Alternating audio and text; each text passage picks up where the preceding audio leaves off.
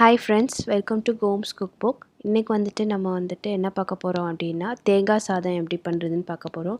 இது ரொம்ப simple recipe தான். ஸோ ஈஸியாக பண்ணிடலாம். அதுக்கு தேவையான இன்க்ரீடியன்ட்ஸ்லாம் இருக்குது. ஸோ இதுக்கு ஃபஸ்ட்டு என்ன பண்ணணுன்னா, ஒரு பாத்திரத்தில் அரிசி ஊற வைக்கணும். அரிசி நான் பாஸ்மதி அரிசி எடுத்திருக்கேன். நீங்கள் எந்த ரைஸ்னாலும் எடுத்துக்கலாம். இதை நல்லா கழுவிட்டு ஒரு 10 to 15 மினிட்ஸ் ஊற வைக்கணும். நெக்ஸ்ட் இது நம்ம ஊற வைக்கணும்னு அவசியம் இல்லை, நம்ம வச்சுட்டா நல்லாயிருக்கும். நெக்ஸ்ட்டு இதை 2 விசில் அவிச்சிடணும். இதுக்கு நம்ம வெறும் தண்ணி மட்டும் ஊற்றி அவிக்கலாம். நான் தேங்காய் பாலை ஊற்றி 2 விசில் வைக்கிறேன். தேங்காய் பால் ஒரு அந்த அரிசிக்கு ஒரு தனி ஃப்ளேவர் கொடுக்கும். ஸோ அதனால் நான் தேங்காய் பால் யூஸ் பண்ணியிருக்கேன். நீங்கள் தண்ணி நார்மல் தண்ணி கூட யூஸ் பண்ணிக்கலாம். ஸோ தேங்காய் பால் ஊற்றிட்டு சால்ட்டும் கொஞ்சம் எண்ணெயும் விட்டு நம்ம 2 விசில் வைக்கணும். ஆயில் எதுக்குன்னா, அது நல்லா உதிரி உதிரியாக ரைஸ் நீட்டமாக இருக்கணுன்றதுக்காக ஆயில் விடுறோம். நான் நல்லெண்ணெய் விட்டுருக்கேன். ஸோ நீங்கள் எந்த ஆயில்னாலும் விட்டுக்கோங்க, அது உங்களோட இஷ்டம்.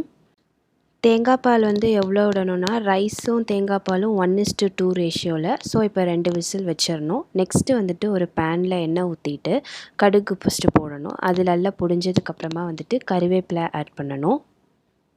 நான் இன்க்ரீடியன்ட்ஸில் லிஸ்ட் அவுட் பண்ண மாதிரி ஒன் பை ஒன்னாக இது எல்லாத்தையும் நம்ம தாளித்து போடணும். உளுத்தம் பருப்பு, கடலைப்பருப்பு, வத்தல், அந்த மாதிரி எல்லா ஐட்டம்ஸையும். அதுக்கப்புறம் நம்ம இதில் எண்ணெய்க்கு பதில் நெய்யும் ஊற்றிக்கலாம். நான் ஆயில் தான் ஊற்றிருக்கிறேன்.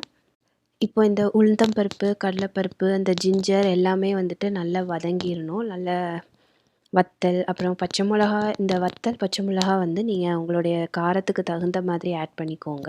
நான் கொஞ்சம் ரைஸ் பண்ணுறதுனால கம்மியான காரம் போட்டிருக்கேன். ஸோ உங்களோட ஸ்பைஸ் லெவலுக்கு தகுந்த மாதிரி நீங்கள் ஆட் பண்ணிக்கணும். கேஷ்யூ நட்ஸ் லைட் ப்ரௌனாவோ இல்லை கோல்டன் ப்ரௌன், உங்களுக்கு எந்த கலரில் வேணுமோ அந்த கலர் வரைக்கும் நல்லா சாட்டே பண்ணுங்கள். இல்லை இதை தனியாக நீங்கள் வறுத்து கூட ஆட் பண்ணலாம். நான் இதோட சேர்த்தே போட்டுட்டேன்.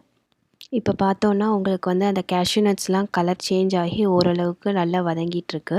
ஸோ இன்னும் ஒரு 2 நிமிஷம் வச்சோம் அப்படின்னா எல்லாமே ஈவனாக வதங்கிடும். அண்டு ரைஸ் தேங்காய் பாலில் நம்ம சாதம் வைக்கிறதுனால அது ஒரு சூப்பர் டேஸ்ட் கொடுக்கும். ஸோ கண்டிப்பாக நீங்கள் தேங்காய் பாலில் ட்ரை பண்ணுங்கள். உங்களுக்கு பிடிக்காட்டி நீங்கள் நார்மல் ரைஸ் வச்சுட்டு அதை இதில் மிக்ஸ் பண்ணிக்கலாம். ஆக்சுவலாக இதில் காரம் கொஞ்சம் தூக்கலாக போட்டால் தான் உங்களுக்கு அது கரெக்டாக இருக்கும் சாதத்தில். நெக்ஸ்ட்டு தேங்காய் நம்ம எவ்வளோ ரைஸ் போடுறோமோ அதுக்கு கொஞ்சம் ஜாஸ்தியாக நீங்கள் தேங்காய் போட்டால் நல்லாயிருக்கும். நிறைய தேங்காய் போட்டால் உங்களுக்கு நல்லா தான் இருக்கும். தேங்காய் நம்ம அந்த கலர் சேஞ்ச் ஆகிற வரைக்கும் வதக்கணும். அப்போ தான் அந்த ஒரு ஃப்ளேவர் சூப்பராக இருக்கும். ஸோ நம்ம லைட் ப்ரௌன் கலர் சேஞ்ச் ஆகிற வரைக்கும் நம்ம வதக்கிட்டே இருக்கணும். மீடியம் ஃப்ளேமில் வச்சுக்கோங்க. ஹையாக வச்சா டக்குன்னு அது கரிஞ்சு போக வாய்ப்பு இருக்குது. ஸோ இது நல்லா வதங்கினதுக்கப்புறமா நம்ம குக் பண்ணி வச்சுருக்க ரைஸை கொஞ்சம் கொஞ்சமாக ஆட் பண்ணி நல்லா மிக்ஸ் பண்ணணும். ஸோ நல்லா மிக்ஸ் பண்ணும்போது அது ஈவனாக எல்லாமே ஃப்ளேவர்ஸ் எல்லாம் அந்த ரைஸோட மிக்ஸ் ஆகி சூப்பராக இருக்கும். ரொம்ப ஃபோர்ஸாக மிக்ஸ் பண்ணாதீங்க. பிகாஸ் அது குக்குடு ரைஸுன்றதுனால நம்ம ரொம்ப ஃபோர்ஸ் கொடுத்தோம் அப்படின்னா அது குழஞ்சி போக வாய்ப்பு இருக்குது. ஸோ அதனால் லைட்டாக மிக்ஸ் பண்ணுங்கள். அதே அட் த சேம் டைம் எல்லாம் நல்லா மிக்ஸ் ஆகிருக்கணும். இப்போது நல்லா எல்லாத்தையும் மிக்ஸ் பண்ணதுக்கப்புறமா ஃபைனலாக நம்ம தேங்காய் அதாவது வதக்காத தேங்காய் லைட்டாக ஆட் பண்ணிக்கலாம். இது ஆப்ஷனல் தான். உங்களுக்கு பச்சை தேங்காய் பிடிக்கும் அப்படின்னா நீங்கள் லைட்டாக ஆட் பண்ணிக்கலாம். இல்லைன்னா you can skip it, no problem. Okay, இப்போ மிக்ஸ் பண்ணி முடிச்சாச்சு. ஸோ தேங்காய் சாதம் ரெடி ஆயிடுச்சு. நான் மித்த வெரைட்டி ரைஸ் டிஸ்கிரிப்ஷன் கீழே கொடுக்குறேன், நீங்கள் அதையும் பாருங்கள். அதுலேயும் நான் டொமேட்டோ ரைஸ்க்கு லிங்க் டிஸ்கிரிப்ஷனில் கொடுக்குறேன். அதை கண்டிப்பாக ட்ரை பண்ணி பாருங்கள். அது பிரியாணியா இல்லை தக்காளி சாதமான்னு கன்ஃப்யூஸ் ஆகும். அந்தளவுக்கு சூப்பராக இருக்கும். ஸோ கண்டிப்பாக அதை பார்த்து ட்ரை பண்ணுங்கள்.